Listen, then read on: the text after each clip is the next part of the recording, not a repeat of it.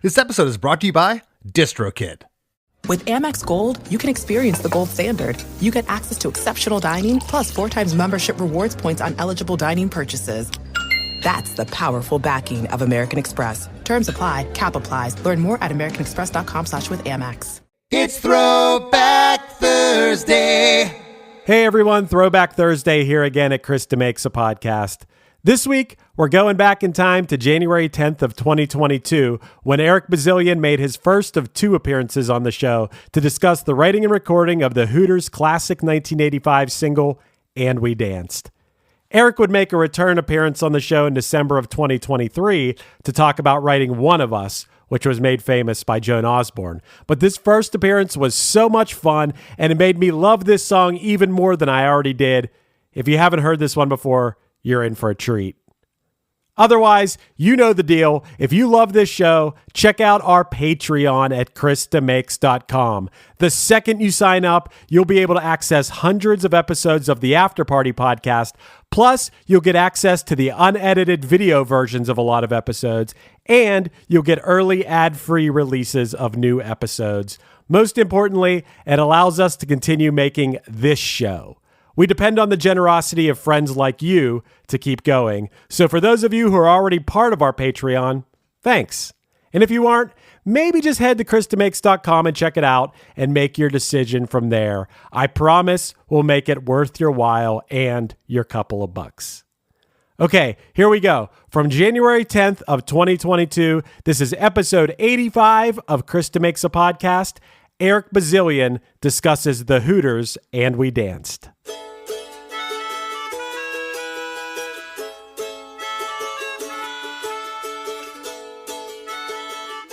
Hey friends, this was a really fun one. Today's guest is Eric Bazilian, songwriter, multi-instrumentalist, arranger, producer, guitarist, and co-lead vocalist for the Philadelphia, Pennsylvania rock band, The Hooters. Eric and I dissect their breakout smash hit single, And We Danced, taken from their second album and major label debut from 1985, Nervous Night. These guys were truly ahead of their time. On the surface, to the casual listener, they may have just been another 80s pop band with keyboards. But this band was so much deeper than that. No one, and I mean no one, was starting off a hit single rock song in 1985 with a mandolin and melodica as the track's intro. Eric shares a fascinating story about writing the record with keyboardist and co-vocalist Rob Hyman. How the two of them packed up their guitars and headed for a geriatric resort in the Pocono Mountains, the thought being that there would be minimal distractions there. The results proved fruitful, as the pair wrote a ton of songs during their stay, And We Danced being one of them. And this episode is also rare for the fact that this song wasn't written in 5 minutes or almost cut from the album, something we've heard many times here regarding hit songs. In fact, it was very much the opposite. This song was an absolute labor of love to get perfect. The verses of the songs weren't even written and recorded until the album was in the mixing stages. Talk about down to the wire. For all this and some other musical surprises from Eric, don't you dare go anywhere. Hey, have you heard? Chris DeMakes a Podcast. Hey, have you heard? Chris DeMakes a Podcast. Hey, have you heard? Chris DeMakes a Podcast. Hey, have you heard? Chris DeMakes a Podcast. Eric, my man, how we doing? Just great, thanks. How are you, Chris? I'm doing fantastic. I want to thank you for sitting in. This podcast keeps tripping me out. The longer I do it, I get to talk to people that if you would have told me in 1985 I'd be talking to someone from the Hooters, I would have lost my mind. You guys were one of the bands that was the soundtrack to my youth. I was telling Chris, our producer, before the show began, that the first song I heard from you was All You Zombies. Yeah, he's just gonna break it in half. All you zombies, hide your faces. All you people in the street. All you sitting in high places. The piece is gonna fall on you.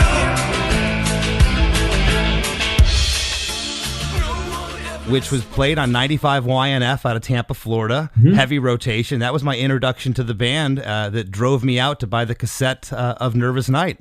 Yeah, it's funny that that song has really proven to be sort of the center of our signature of material. You know, and We Danced was a much bigger hit in the United States.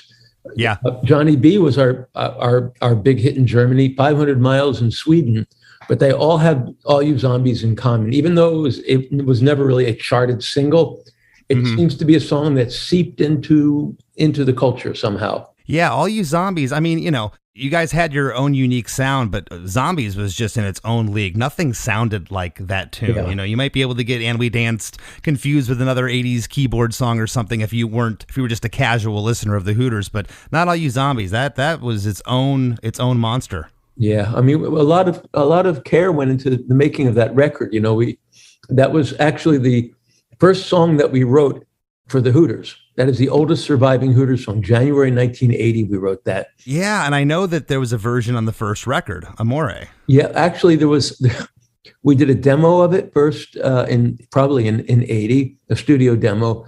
Then we did a live radio broadcast from WMMR in Philadelphia, and we played that song, and they started playing the live recording like in heavy rotation. So that was our second single. The trajectory of you guys when you started in 80 and what happened to you. And talking about MMR, we're going to get into this now. You know, you've had one heck of a career, and I'd like to share some of the highlights with the listeners right now. The Hooters were formed by Eric and Rob Hyman in 1980. In the early 80s, the Hooters played in the Philly club scene, boosted by airplay on WMMR, which Eric just mentioned, the major rock radio station in Philly. They became a huge success all throughout the East Coast. In 1982, they opened for one of the Who's farewell tour shows at JFK Stadium in Philly on a bill that also included The Clash and Santana, which we'll talk about that, and that's just fascinating. You weren't even on a major label. You got that gig. It just goes to show you the groundswell that was happening for the band. In 1983, the band released their first album, Amore, on independent label Antenna, and sold over 100,000 copies. That same year, Eric and Rob were asked to write, arrange, and perform on the debut album of then unknown singer Cyndi Lauper's album She's So Unusual, which was being produced by their producer and friend Rick Chertoff. In July of 1984, the Hooters signed to Columbia. In 85, the debut album Nervous Night achieved platinum status, selling over 2 million copies. It included the songs Day by Day, which reached number 18, and We Dance, the song we're going to talk about today, which reached number 21. Rolling Stone named the Hooters the best new band of the year. The Nervous Night album was produced by Rick Chertoff, whose credits include the aforementioned Cyndi Lauper, as well as Sophie B. Hawkins' Damn, I Wish I Was Your Lover. In July 85, the Hooters were the opening band at the Philadelphia Live Aid benefit concert, gaining international recognition for the first time. In September of 1986, the Hooters appeared on the MTV Video Music Awards, where they were nominated in the category of Best New Artist in a Video for And We Danced. The band experienced commercial success in Europe in 1987 after heavy airplay of Satellite from the album One Way Home. In the 90s, the band's popularity overseas, especially in Europe, reached new heights. And in 93, the band released their MCA Records debut, Out of Body, which found a large audience in Europe, especially in Sweden and Germany, where Boys Will Be Boys, featuring Cyndi Lauper, became a huge hit. Since 2001, the band has reunited and played several shows and short tours. They've also recorded new albums such as Time Stands Still, which was released in September of 2007. Eric has become recognized internationally for being a songwriter, session musician, arranger, and producer for many artists. In 1995, he played all those roles for Joan Osborne's major label debut album, Relish, which was nominated for 6 Grammys, including Song of the Year for One of Us, which Eric wrote. To date, Eric has released 4 solo albums. So you have been a little busy. And it was awesome when we were going back and forth setting this up. You know, we had asked if we could do And We Dance. And you said, well, don't you want to do One of Us? That's like my biggest hit. I had no idea you wrote that. Congratulations. Well, so thanks. Cool. And Rick Chertoff produced that. Rick did that too. Yes, that's just amazing that I didn't know about that, and which is an amazing song. That song is awesome. Yeah, yeah, yeah. What if God was one of us? Just a slob like one of us. Just a stranger on the bus trying to make his way home. I talk about this a lot on this show. As you know, we have those memories that are attached to songs. Sure. And We Dance takes me right back to just being that kid and, driving around in mom and dad's car listening to the Nervous Night album. So take us back to writing for the record. And do you remember writing And We Danced? I actually have very clear memories of that. Yeah, that, they say that the best songs write themselves. Yeah. That one did not. Okay. That was a labor of love. So, as you mentioned, we got signed in 84, and we started lightening our touring load at that point to get ready for the album. We had a lot of songs written, but we knew we really needed a new batch. The band had been very ska and reggae oriented when we first started, and we wanted to keep those elements, but we just felt as though we were evolving into something different. Especially with the addition of a mandolin. I started playing mandolin and thought that might be a nice little element to try on the record. So Rob and I went away to write, to get away from the home distractions. Sure. We went to a pretty much a geriatric resort in the Poconos. And we were 50 years younger than anyone else there, which was great. The food was fine. And I set up my 4-track cassette recorder, my Tascam Porta Studio, which was sort of the go-to thing then. Absolutely. And my 808 drum machine, because I couldn't afford a Linn drum, which was that was the one that sampled real drums. The 808. Well, now that hip hop is based on the 808 drum. Yeah, and everyone was using the Linn drums. I mean, Def Leppard, a lot of the big rock bands. But I could only afford an 808. And it got the job done. So we set up in a cabin, and we spent the week really just sort of free associating, just throwing a bunch of ideas at the wall, trying all kinds of wacky ideas, and actually sampling like the dialogue from the TV, and making little tracks around that. Our last night there, we went to see the house band. They had a band there, and the band they were amazing. I mean, the bass player, I don't think, was playing the same songs as the band at any time. The singer always had to go for that, the big note at the end. I mean, it was classic, resort cheese ball stuff, and it was great. We'd go see them every night just for the fun of it. And on our way back to the cabin, we were walking, and we talked about, maybe we should try writing a song just from a melody, because usually we write, we start with a riff, a guitar riff, a keyboard riff, a chord progression. Let's just do a melody. Okay. So I have this thing about melodies. There are 3 kinds of melodies. There are melodies that start on the downbeat, like yesterday. You have melodies that start ahead of the beat. Oh yeah, I'll tell you something. Or that start after the beat. Nothing you can do that can't be done. Interesting, I'm giving you 3 beat examples of Beatles. So really, what else is there? And I've always been partial to melodies that go into the downbeat, that start before the band, because then the singer is telling the band what to play, rather than the opposite. And it's interesting now, a lot of the pop songs today start after the downbeat because they're written by top liners, people who will get a track and they'll hear the chord and go, okay, this is what I'm going to sing, as opposed to the music being melody driven. That's so interesting. I'm happy you brought that up because I can hear that now. And we dance, boom. Yep. That's awesome. So those 3 notes, da da da. Okay, da da da da da da da da. Okay, what next? Da da da. We just fashioned that whole melody in a 5-minute walk, and then I don't remember which one of us said the words "and we danced," but one of us said it, and it was like, "Yep, that's going to start the chorus." So we got back to the cabin, and we made a little demo, and it was very different from what what we know as "and we danced." It had sort of like an 808 calypso beat, and I played it on mandolin, and Rob played it on something on his keyboard, and we had the verse and we had the bridge. The endless beat, da da da da da da. Hear the music fade. Yeah, and the verses were completely different. So when we returned from our trip and we played our body of work for Rick, I could see him sort of squirming. As we went from track to track, you go, oh, well, that part's interesting. Oh, okay, yeah, we might be able to find something in there. And then the last thing we played was Then We Danced. And I could just see this huge relief come over him. And he was like, okay, now we can do some business. Nice. So at the time, with the Hooters, in the early days of the Hooters, I'd sort of made a conscious sacrifice of my guitar shredding ways. Because in the band that Rob and I had before the Hooters, Baby Grand, it was sort of a prog Steely Dan on steroids thing. And I was hoping to get paid by the note. That doesn't always happen.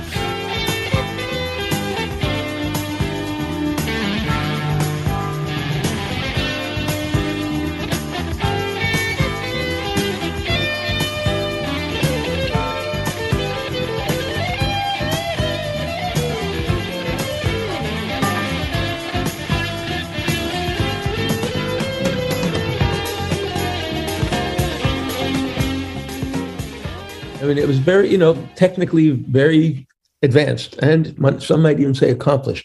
But with the Hooters, I decided we're going to put the song first. Any sounds that we make need to be interesting and unique. So I wasn't really doing the rock guitar thing so much, which was a huge sacrifice for me because that's really what I come from.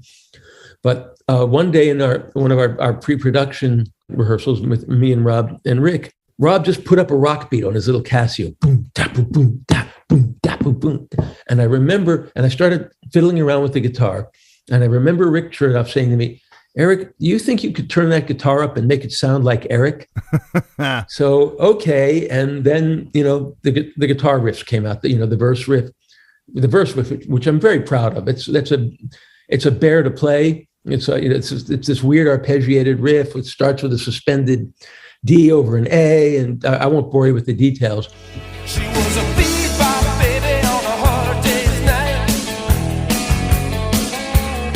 She was hanging on Johnny, he was holding on tight.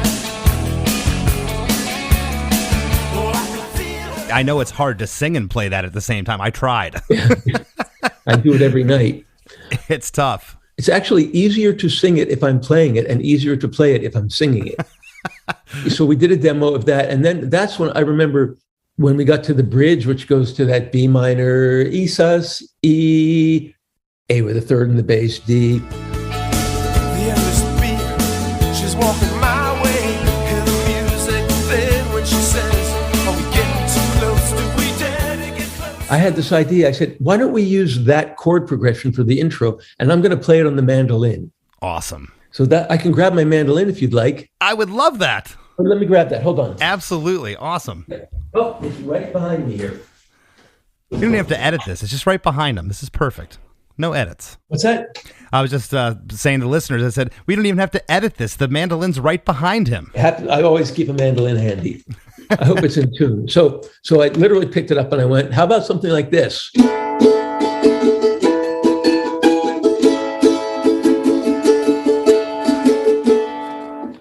And everybody went, yeah.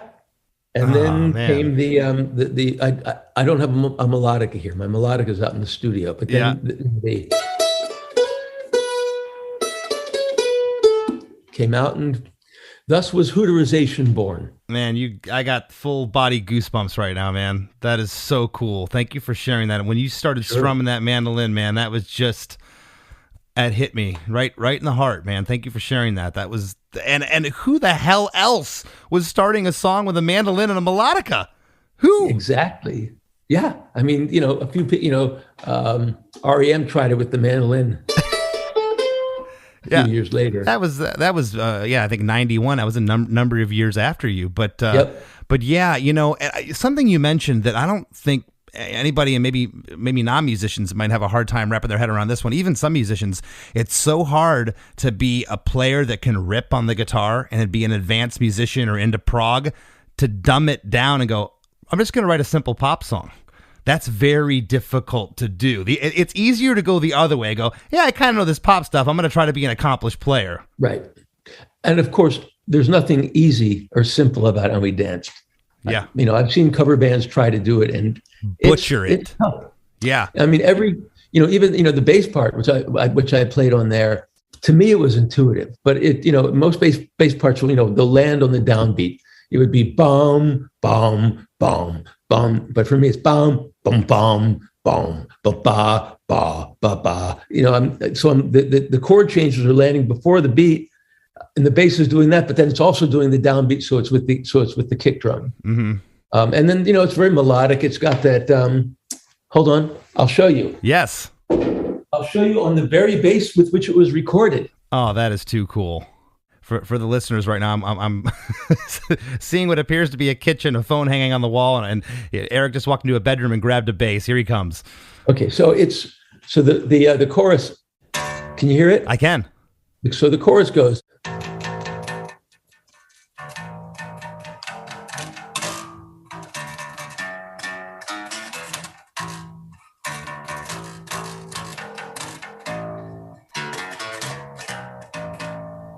So it's very melodic. Yes. It's not just playing the chord. So again, you've got this fabric, this interwoven fabric of musical parts that are, doing this, making this beautiful soup. Well, I mean, you mentioned the Beatles earlier. I love songs that if you strip away everything and just listen and zone in on the bass, that the bass is its own tune. And this song has that. I had that written here.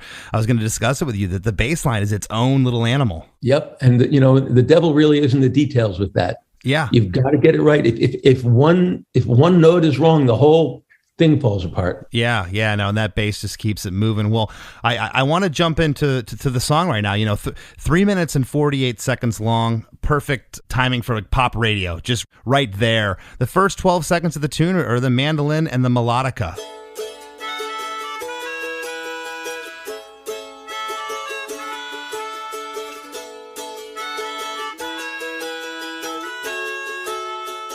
Again, who was putting those two instruments together? It just had its own sound. When this came on, I mean, I went and watched the live videos. The minute that happens, the audience loses their mind. They know what's coming. It's the hit, At 13 seconds, there was a spirited vocal, the first we hear in the song, of a wow that comes in. Yep. And the band kicks in with guitars, bass, drums, and keyboards for 3 measures. The whole band.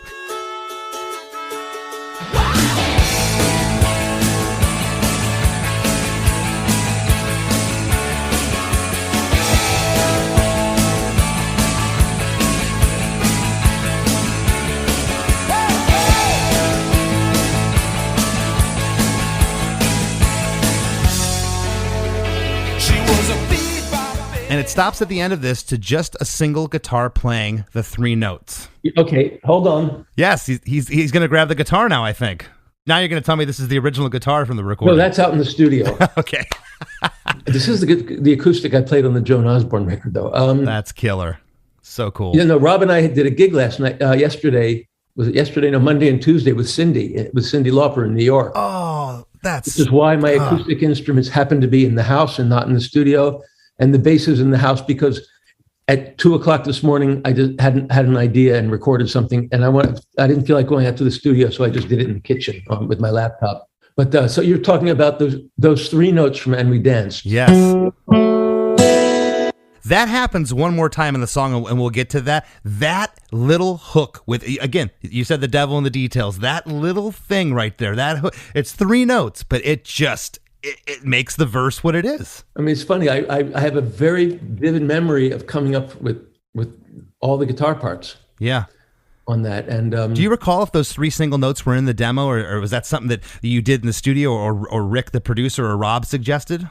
That I suggested that. It was my idea to have a bar of 6, a bar of 6 beats, and those notes. Yeah, other musicians, producers might have looked askance at that. You can't have a bar of 6, but yes, you can. I love that it's 6, and I love that it goes to the 3-noter, and then you're in the first verse. It should be jarring, but it's not. But it's not traditional. It's not boring at 4. It's not too little at 2. It's perfect. Right.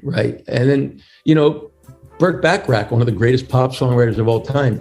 The time signatures in some of his songs are insane.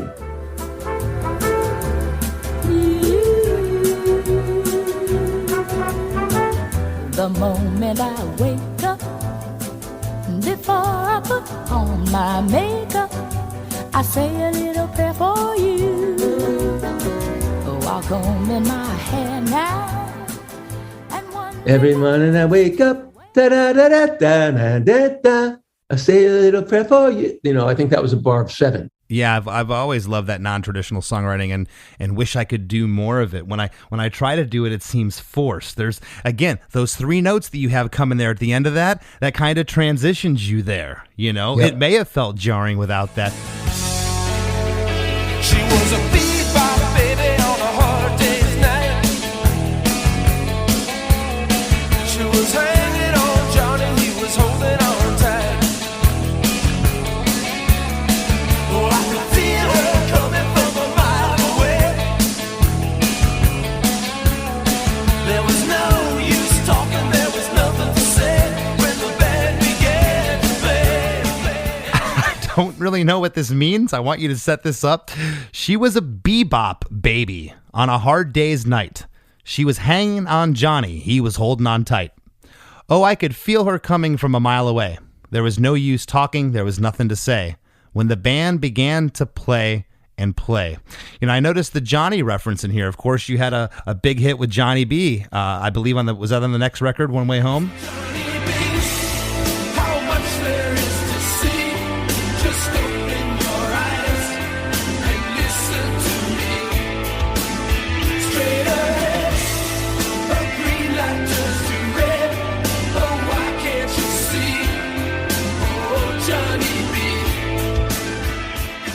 Wow, is it the same Johnny? Could be. It might be the same Johnny as Johnny B. Good, for all we know. Okay. So There's a lot of Johnny in rock and roll.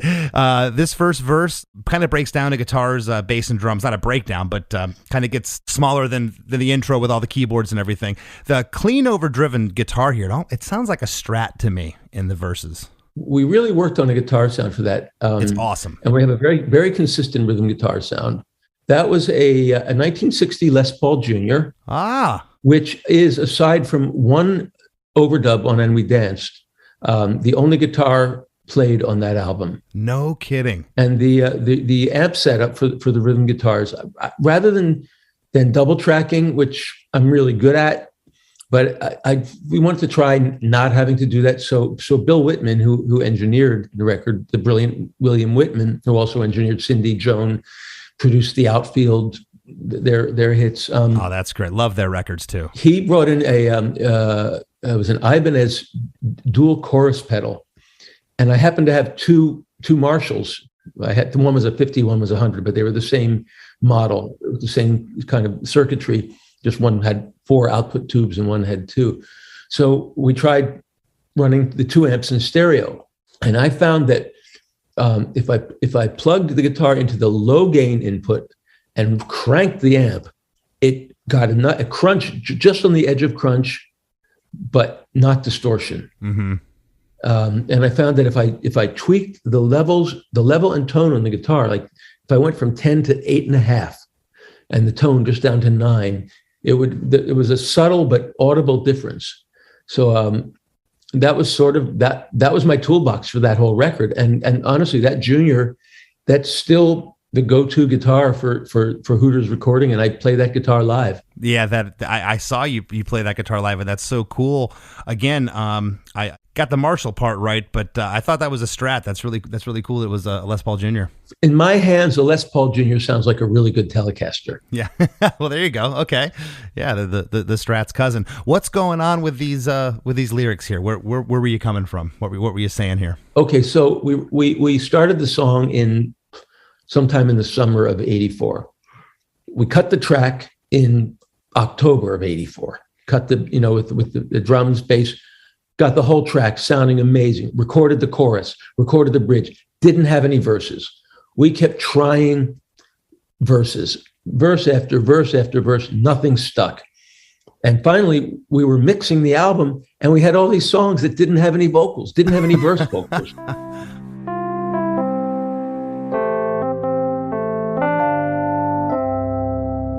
Hey, don't go anywhere. Chris DeMakes a Podcast will be right back after a few words from our sponsors. Looking to elevate your music career? DistroKid is a digital music distribution service. that enables musicians to distribute their music to online stores and streaming platforms such as Spotify, Apple Music, YouTube Music, Amazon, Tidal, and many more. DistroKid collects earnings and payments, sending them to you, the artist. With DistroKid, artists unlock a world of possibilities. From easily paying collaborators with splits, to securing your music with DistroLock, DistroKid covers all bases. Plus, you can promote your releases with Hyperfollow and create eye-catching visuals with a Spotify Canvas generator, all for free. But that's not all. Introducing the DistroKid app, now available on iOS and Android. Artists can manage their releases, view streaming stats, and withdraw earnings, all from the palm of their hand. And for those looking to perfect their sound, check out Mixia. With its simple interface and customizable mastering options, artists can make their music sound polished and professional within minutes. And don't forget about Instant Share, DistroKid's newest feature. Share large files securely with collaborators, producers, and more, ensuring your music streams at the highest quality. Ready to take your music to the next level? Download the DistroKid app and explore their suite of tools today.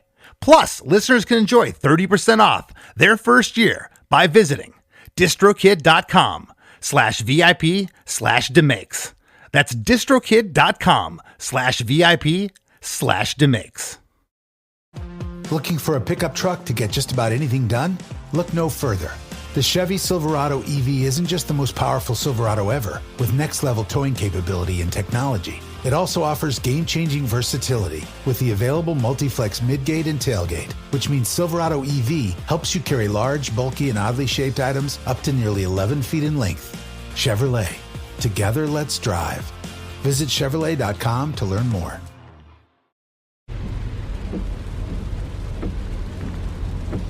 This is the sound of your ride home with Dad after he caught you vaping.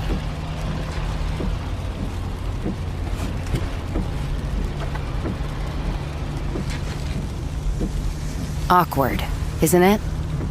Most vapes contain seriously addictive levels of nicotine and disappointment. Know the real cost of vapes. Brought to you by the FDA. This episode is brought to you by Allstate.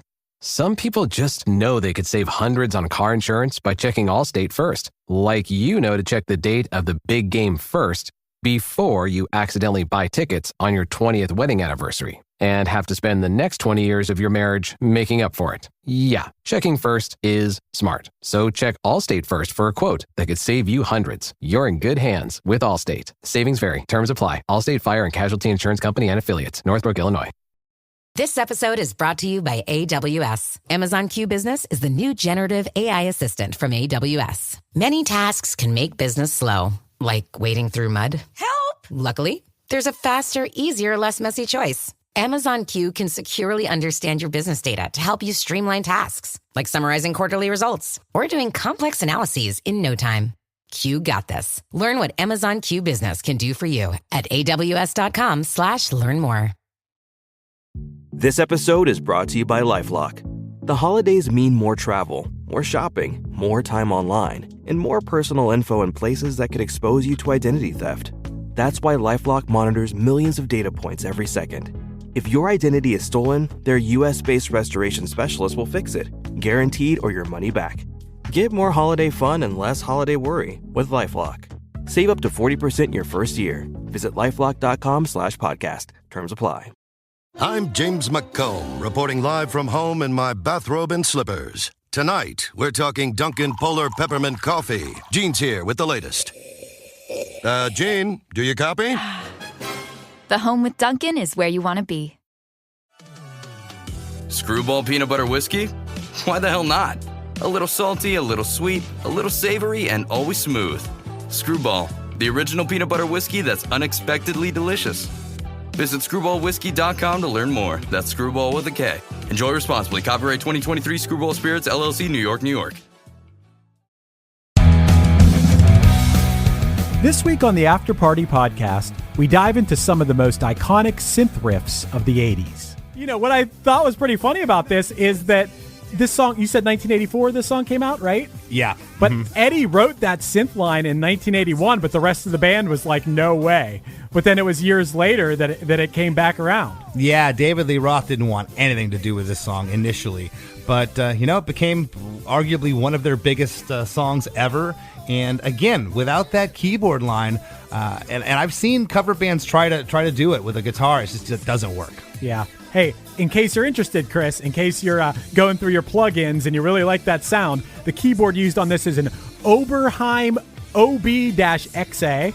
And Daryl Hall is quoted as once saying that Eddie told him that he copied the synth part from Kiss on My List and used it in Jump, but Daryl said, I don't have a problem with that at all. Daryl Hall's always seemed like the really cool guy in Hall Notes. Nice. You're digging up some cool little history here, little facts. I've never heard that either. Yeah, did you? If you'd like to hear this whole episode, plus a huge back catalog of episodes of The After Party, head over to ChrisDeMakes.com and sign up for our supporting cast program.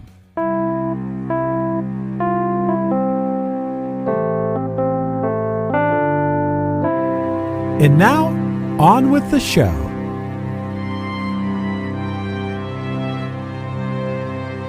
We were recording in New York at the record plant, and we weren't allowed to go home weekends. At this point, we had to isolate and write the damn songs. Well, talk about your back against the wall. You're in the mixing stages at this point. Yeah.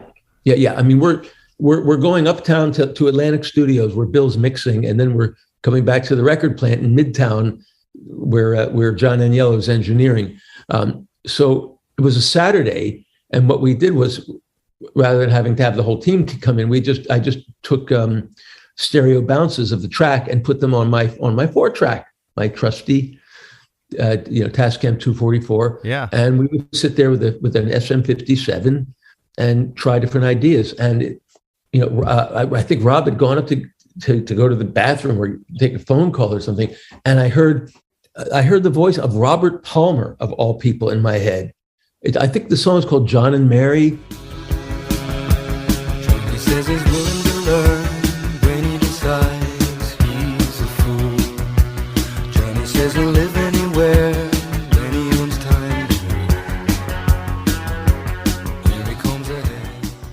And he's singing in octaves, da da da da da da da da da da da da da da, something along those lines. And I just heard the line da da da da da da da da da da da in that octave. So before Rob came back, I recorded da da da da da da da and da da da da da da da da da da. Yeah. He came in, put the headphones on, and he said, "Yep, let's work with that." So the Bebop Baby, just the words literally just came out. We had no idea what they're about. They're not based on personal experience, I don't think. I mean, looking at the song as an observer, I guess, the first verse is it's a narrator talking about a guy named Johnny who sees this girl who is referred to as a Bebop Baby on a hard day's night, meaning in this case, I guess, after work. And she's with another guy named Johnny. Johnny is not the protagonist. Yes. Okay.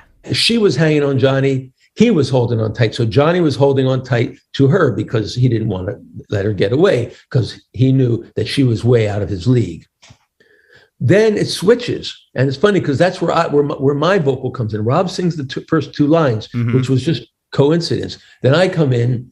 I could feel her coming from a mile away. There was no use. So obviously the protagonist of the song, is taken by this girl and is determined to get her away from Johnny.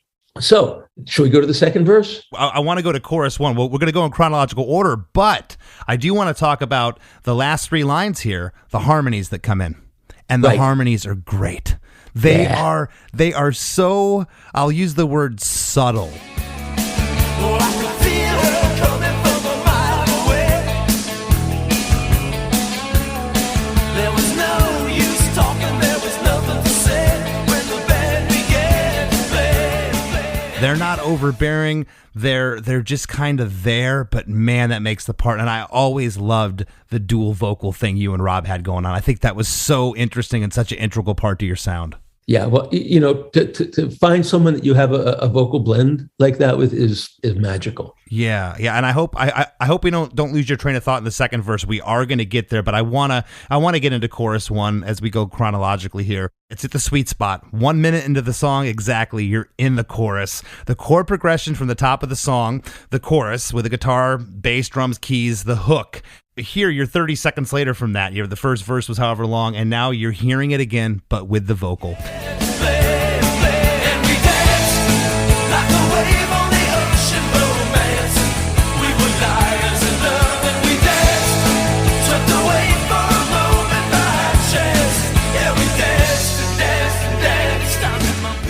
And we danced, like a wave on the ocean romanced. We were liars in love and we danced.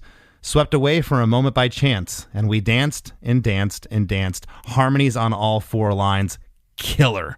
Where'd that lyric come? You got that from the up in the Poconos? Was that something you referenced up there? That was from the first night. Yep, that was just words. Again, it was words that sounded good and seemed to make sense. Oh, man. Do you know how many people try to write stories like this in songs that just... It's an art form, and it's just something I love when I get someone on here that says what you said. Oh yeah, this wasn't about an ex-girlfriend or my heart broken. This was just some words we put down. Most of the songs that we write, certainly that I write, are based on something deeply personal. Yeah, and a lot of my songwriting is very therapeutic. Sure. I learn things about myself that I didn't know before. That's a trip. I've never had anybody say that on the show after a year and a half, and I've never thought of it in those terms. But that's really profound what you said there. You don't even realize the self therapy you're getting sometimes. I've had songs come out that have kind of scared me. That I haven't listened to since. Like, where the heck did this come from? Yeah, exactly. And it gives one pause to think, and then I tell my therapist about it. Now, see, this is interesting an interesting situation because Rob and I, Hooters songs traditionally are songs that we write together. So it needs to be a shared perspective. We never really went the Lennon and McCartney route where, Paul would bring in songs, John would bring in songs. It just, I write plenty of songs on my own, and occasionally they become Hooters songs if it feels like, and we both know when it's right, when it's something that feels like a Hooters song. It could be the greatest song in the world. I mean, One of Us, great song, not really a Hooters song. Time After Time, which Rob wrote, great song. And even though we play it in the Hooters and we've recorded it with the Hooters, it's not really a Hooters song. You say, go slow, I fall behind. The second hand unwinds. If you're lost, you can look and you will find me. Time after time.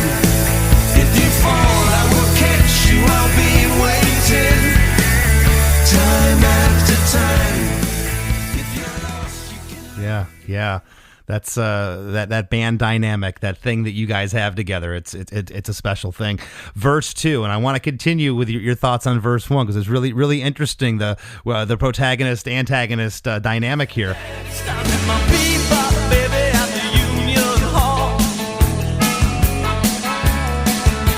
Dance all night and shake the paint off the wall. But when I saw her smile across the crowded room, yeah,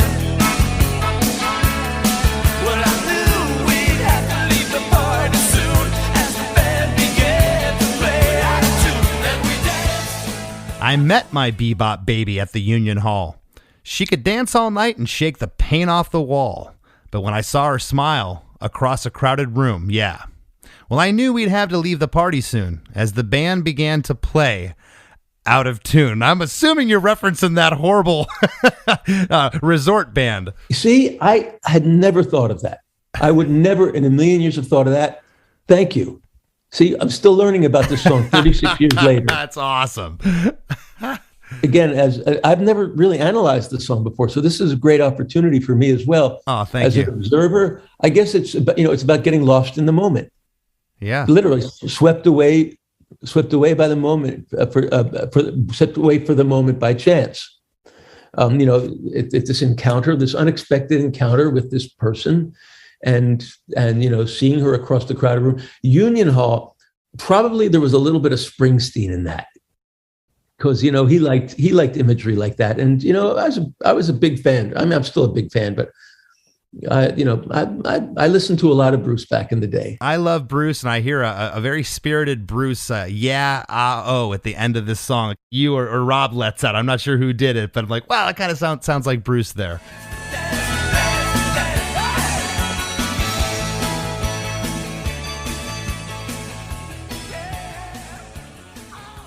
Honestly, that's one song I would love to hear Bruce sing. Yeah, that'd be really cool. He would nail that. Maybe you have to present it to him. That's really cool. I'd love to hear him saying that. Again, I want to talk about these harmonies in the last 3 lines here, this second verse. I love on the line, but when I saw her smile across a crowded room, there's harmonies on all of that, except you do this little yeah at the end there.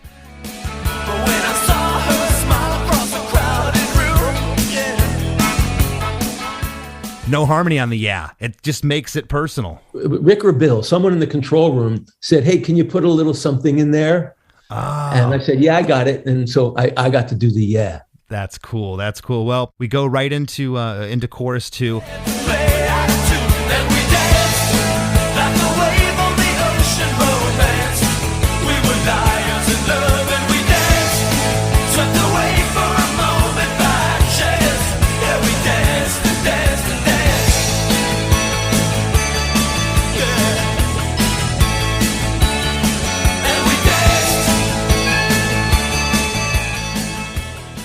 Pretty much the same as chorus 1, at least the first half. And we danced like a wave on the ocean romanced. We were liars in love and we danced. Swept away for a moment by chance. And we danced and danced and danced.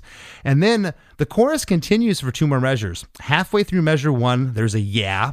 And at the start of measure 2, there's just one and we danced. And then very briefly, the melodica comes back in.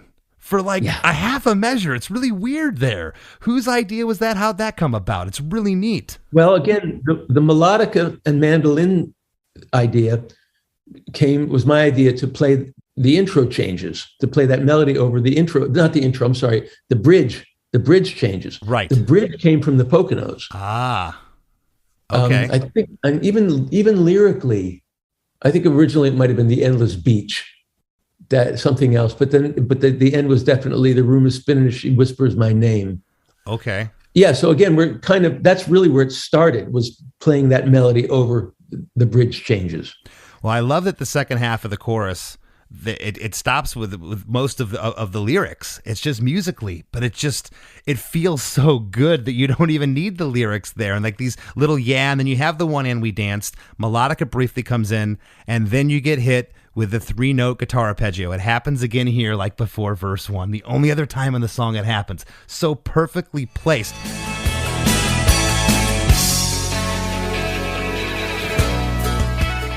Was it there on like the demos, or was that like, hey, you know what? We should put that thing from the top of the song back in here. By the time we got into tracking the album, it was there. By the time we got into tracking, we had the entire arrangement.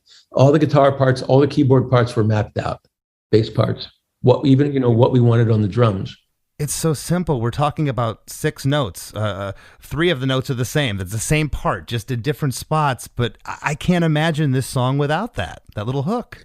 Yep. And that instrumental the instrumental chorus before the bridge, is where, Rob gets to shine with that elegantly simple, genius keyboard riff. Yes. Where we add the bells there. The keyboard riff is just, it's so perfect. It's so 80s. But and I say that with all my heart. It's so good. It's so perfect. The start of the bridge is basically the reintro for 2 measures. You got the mandolin and the melodica, but the bass is there with a single note guitar mimicking the mandolin. I love that. Yeah. And the breakdown there it breaks down drum wise to just a kick and a hi-hat during that part. Yep.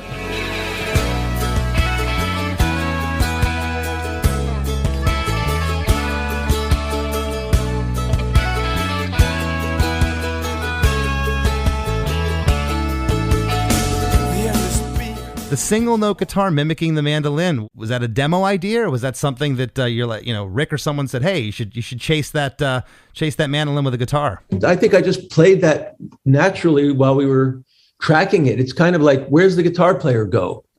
during this part. Yeah, is he going to strum chords? You already got the mandolin doing that. Yep, and it plays great.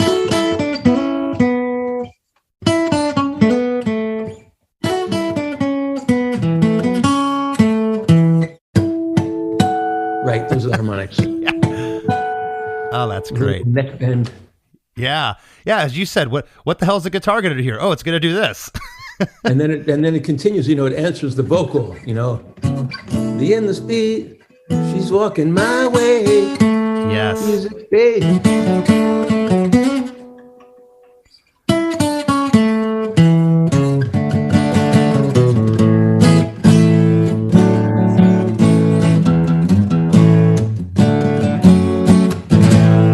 Etc. That is awesome. Well, the second half of the bridge, the drums now kick in. The melodica drops out. The endless beat, she's walking my way. Hear the music fade when she says, "Are we getting too close? Do we dare to get closer?" The room is spinning and she whispers my name and we dance. The endless beat, she's walking my way. Hear the music fade when she says, "Are we getting too close? Do we dare to get closer?" The room is spinning as she whispers my name. The harmonies on here come in on the third line, just on the back half of it. We dare to get closer. And then on the last line, the room is spinning as she whispers my name. Love the harmonies there. The harmonies more than anything intrigue me, I think, because of placement. And every band's different. You're like, why here? Why weren't there harmonies on the first two lines? I could see them being there, but perfect. Did you have most of these harmonies, do you recall, mapped out prior to the studio? You did. Yep. You did. We absolutely did. I mean, the thing is, Rob and I both want to sing all the time. Two alpha male singers. Yeah. But, actually, in our case, I think two beta male singers, because neither of us ever thought of ourselves as a singer before this band. Still have trouble wrapping my head around it sometimes. I get paid to do this? What? But we had all that mapped out.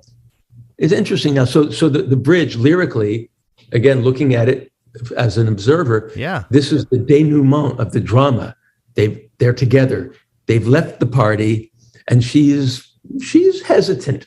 She's not sure about it. Do we dare to get closer? But then she whispers his name and the room begins to spin. Mm-hmm. So I had the feeling it goes down. Yeah, well, and of course it was the 80s. The room could have been spinning because maybe he was hitting the punch bowl a little too much. Right.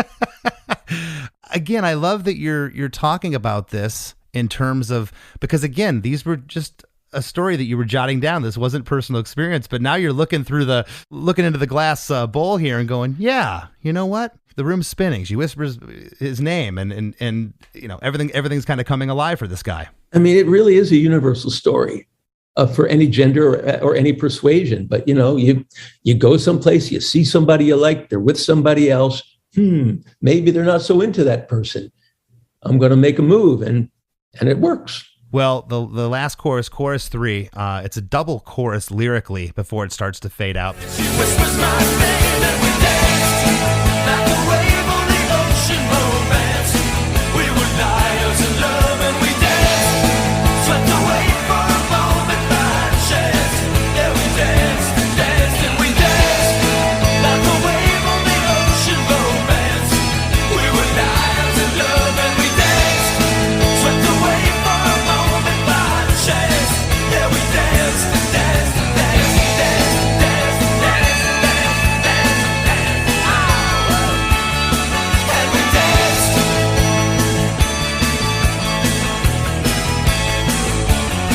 And we danced.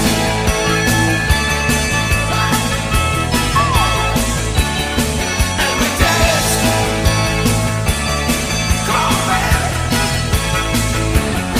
And we danced, danced, danced, danced, danced, danced, danced, danced.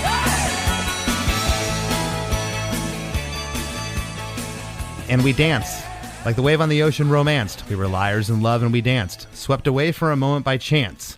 Yeah, we danced and danced and danced. And the yeah there instead of and. I like that subtle change. There was a yeah there. It continues on. And we danced like the wave on the ocean romanced. We were liars in love and we danced. On that line right there, second half of the chorus, we were liars in love and we danced. The harmony changes there. We were liars in love and we danced. Yes, that's killer. I'm assuming you had it mapped out. You knew you wanted to do that there. I think so. I think so. And I honestly don't know which one of us that was on the record. I know now I'm the one that does that live. You know what I love about doing this podcast? It's just so exciting to me is I've probably heard this song, Eric, 1,000 times over the years. You still hear it at the grocery store, everywhere you go. But I'm deconstructing the song, and that part comes up like, why does this sound different? I got to go back to the other chorus. I'm like, the harmony changed. Just that little harmony there. Yes, you're a completist. Well, yeah, to a fault. Yeah, no, that's cool. I love that. It continues on. Swept away for a moment by chance, and we danced and danced. You say danced 9 times. And then there's an oh woo, and we danced. And we danced, oh. And then there's a and we danced with a come on baby that you say. Yeah, Rob's the come on baby. Rob's the come on baby. He's the on the ooh. Yeah, okay. Then we keep going. And around this time, the song, it's a slow fade for about 46, 47 seconds. It's a very subtle at the beginning of that fade, a great fade out. And again, it happens again, and we dance 9 more times with a hey. And then the oh, which I think that was where it sounded a little Springsteen there. I'm like, it's a little a tip of the hat to Bruce. And we danced. And then there's also in between all of this as we're fading out. And the last thing you hear in the song is And We Danced, which is great. It's the title of the tune.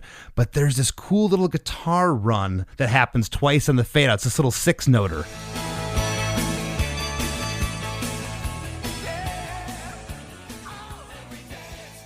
It's a little run. You mean the run that happens at the end of every chorus? Correct, but it's really pronounced on the fade out. Yeah. The 2 Actually, times that happens in the middle of every chorus, and the bass also plays it.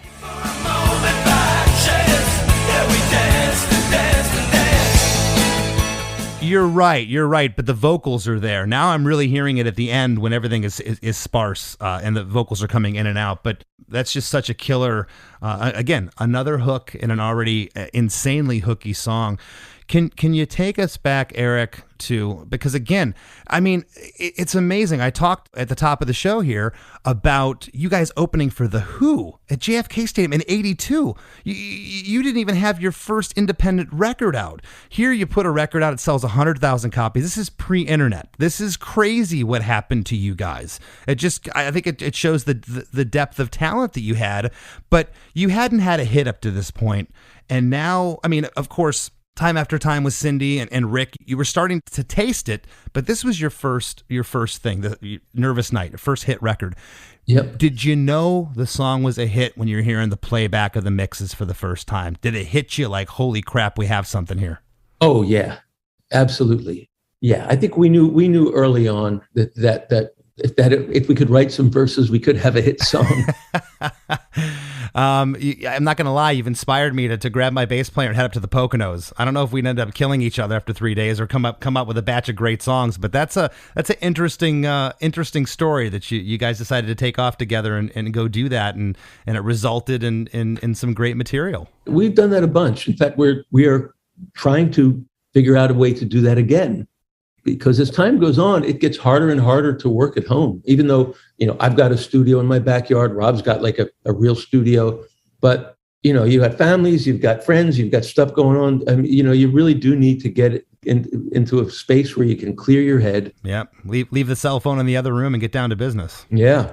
I mean, we wrote Johnny B in West Virginia and A Cabin in West Virginia. We wrote Satellite. Actually, that we wrote in our rehearsal studio in Philadelphia.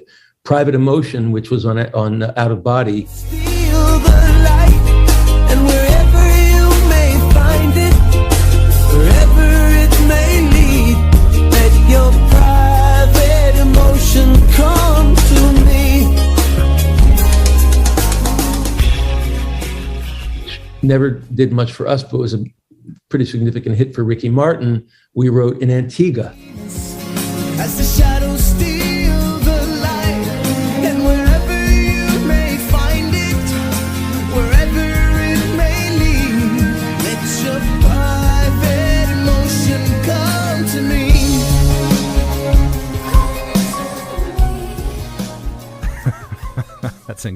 That's incredible.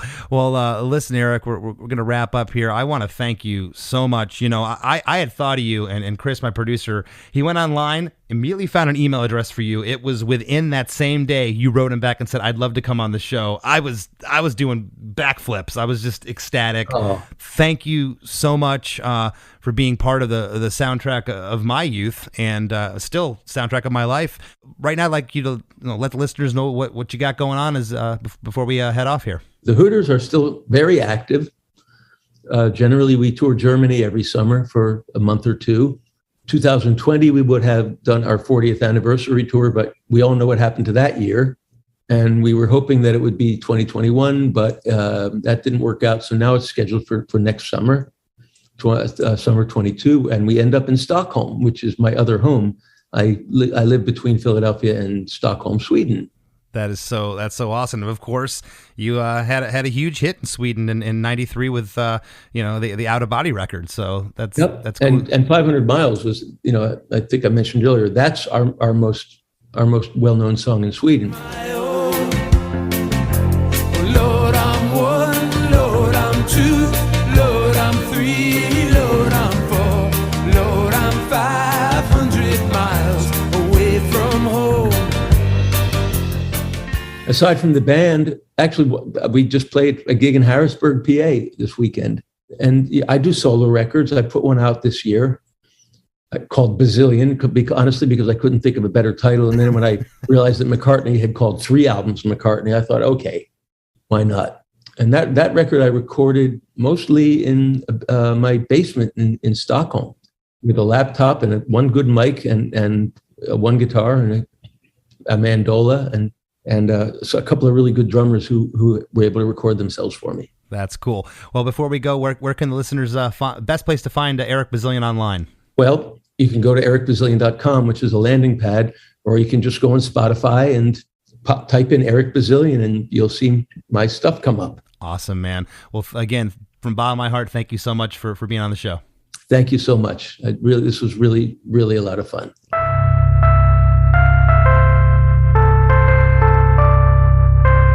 There's lots more Chris DeMakes a Podcast after a few words from our sponsors.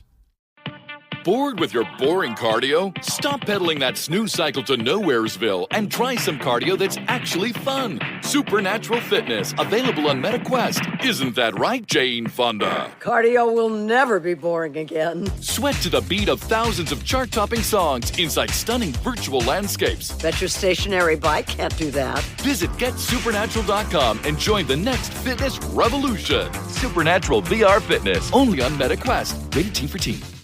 Behind the delivery trucks that keep your life stocked, thousands of employees at BP go to work every day. People bringing a new offshore production platform online. People making our refineries capable of more, like making renewable diesel from agricultural waste. People trading and shipping fuels to our customers. And people helping truckers fill up and get maintenance at our convenient locations. They're part of the more than 300,000 jobs BP supports across the country. Learn more at bp.com/investing in America. Deck your home with Blinds.com. La la la la la la la la la. La la la la la Blinds.com. DIY or let us install. La la la la la la la la. La la la la Blinds.com. Free design consultation. Free. Plus free samples and free shipping. Free. Hurry to Blinds.com's biggest year-end blowout. Save up to 45% on select styles, plus a free professional measure. Rules and restrictions may apply. Time to move? Skip the hassles of selling during the holiday season and sell your home directly to Opendoor. Request an all-cash offer in minutes, close, and get paid in days. You can even pick your close date so you can move after New Year's. Start your move at Opendoor.com or download the Opendoor app. Opendoor is represented by Opendoor Brokerage Inc., license 02061130 in California, and Opendoor Brokerage LLC in its other markets. Terms and conditions apply. Do you enjoy the content and production of Chris DeMakes a Podcast? Do you have an idea for a podcast or an existing podcast that you'd like to take to the next level? Well, check out WeKnowPodcasting.com. At WeKnowPodcasting.com, we have over 25 years of combined experience in the pod field, and we're ready to help you succeed in the golden era of podcasting. As we near to the end of the show. Here's a band you might not know. Welcome to this week's Band You Might Not Know. If you'd like your band to be considered for Chris DeMakes a Podcast, all you have to do is email your song via MP3 only and your bio to bandyoumightnotknow@gmail.com. This week's featured artist is The False Starts from Royal Oak, Michigan. The band is comprised of just one guy, multi-instrumentalist Dylan Foley. You can find their music on Spotify, iTunes, and SoundCloud. Here's a snippet of their song, Nothing Ever Works. I can't take it. I got a feeling we're all just faking it. Just restart it. Just restart it. Just restart it. Nothing ever works. Nothing ever works. No. I know that things are supposed to be much better, so maybe it's just me. I bite my lip until it. The Wrap with Chris and Chris. Oh man, did I love that episode. That was awesome, man. I came into this episode knowing, and we danced, of course. You knew a lot more of the Hooters catalog, but then learning more about him and learning that he wrote One of Us and learning his involvement in the Cyndi Lauper She's So Unusual album and just listening to him talk about music, I just became such a huge Eric Bazilian fan. Yeah, I'll echo that sentiment times 10.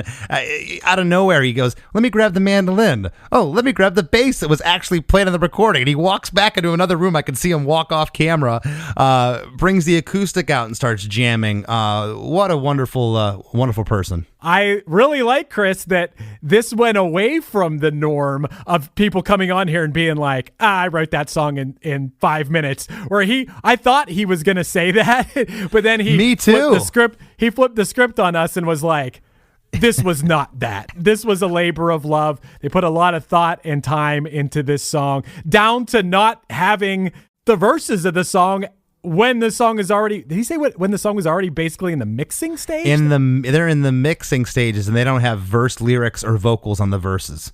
Yeah, and that's when he was fumbling with his 4-track. But the other story that I love, you got to remember, this is mid-'80s.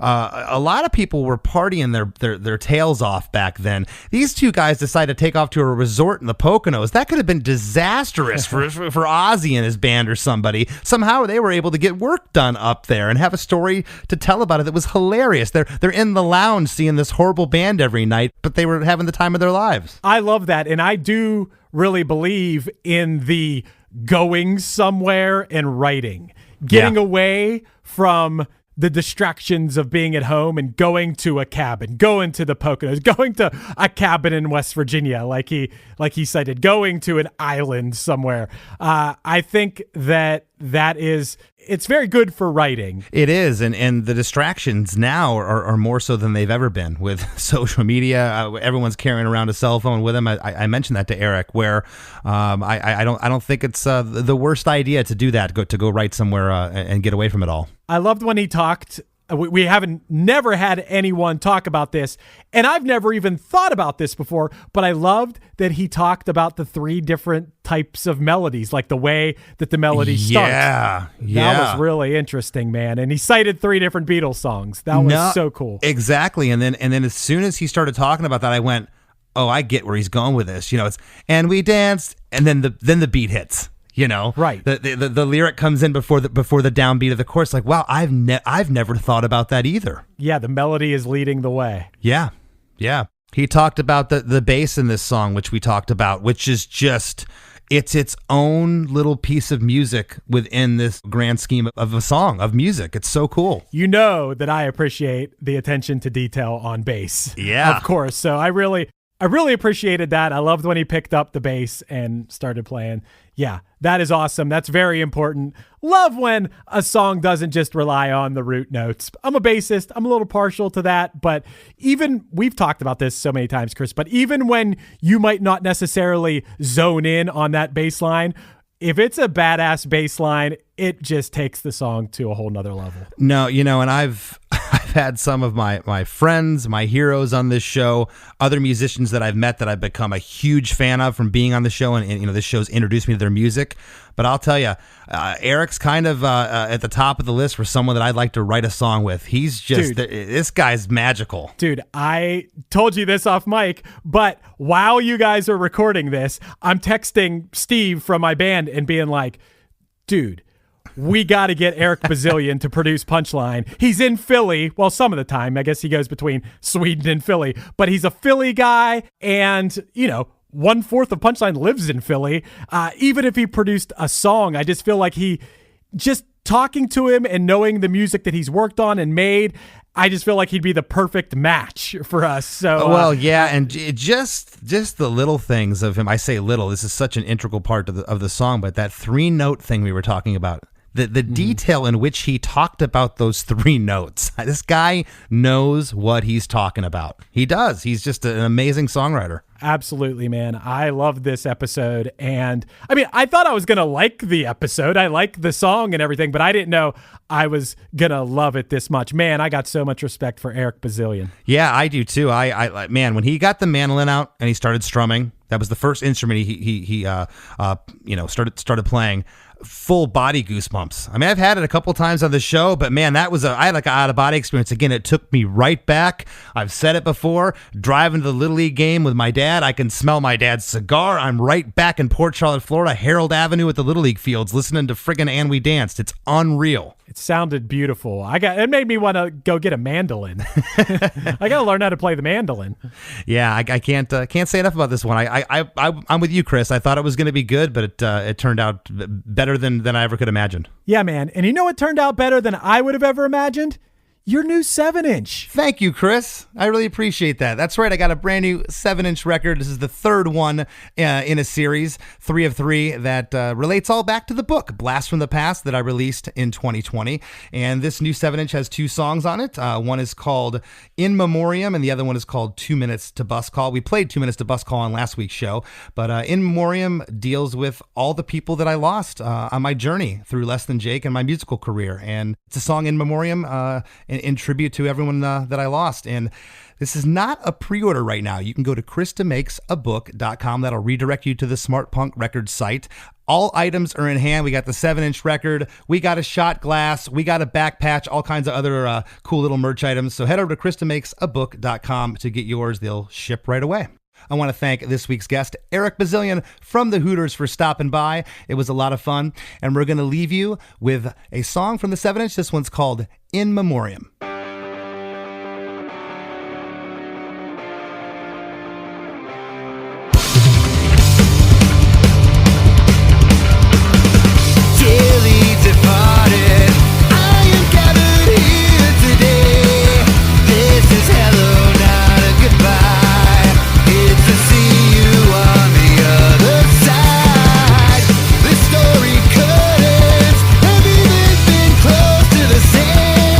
Cause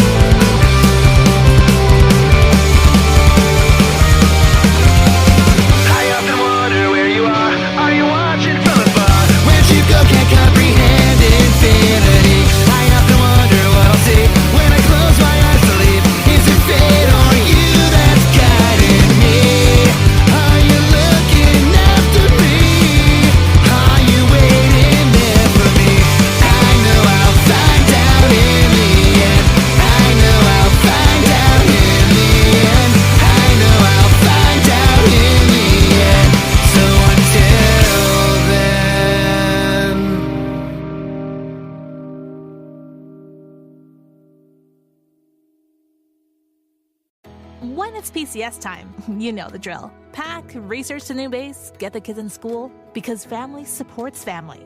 At American Public University, we support military families with flexible, affordable online education that moves with you.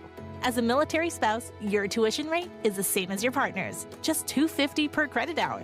American Public University, education that moves with you.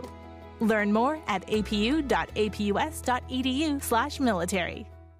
One Hit Thunder is a podcast where we both celebrate and have a good laugh about bands and artists that had just one hit that we all know. Each week, we're joined by a guest from the world of music or comedy to learn more than you ever thought you would about some songs that you can't forget. And we decide if they brought the One Hit Thunder or were nothing more than a one-hit blunder. Look, if you listen to the show, you're probably going to laugh, and I guarantee you're going to crush next time the bar has music trivia. Tag Team, Jane Child, Meredith Brooks, Looking Glass, Sean Mullins, Eiffel 65, EMF, Crash Test Dummies, Crazy Town, Chumbawamba. We have hundreds of episodes in our back catalog and a new episode each week, so pass the Dutchie, make sure you're connected, and subscribe to One Hit Thunder wherever you get your pods.